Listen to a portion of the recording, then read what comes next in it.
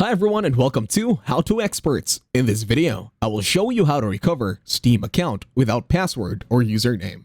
To start, open your internet browser and head on over to store.steampower.com.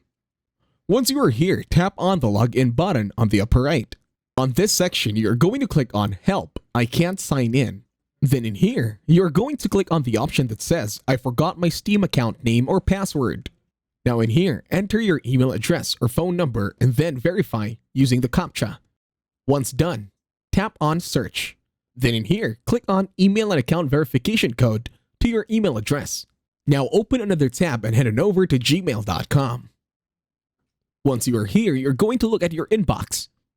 Now click on your inbox that has Steam support in it. Then in here, you're going to be clicking on Resume Recovery button.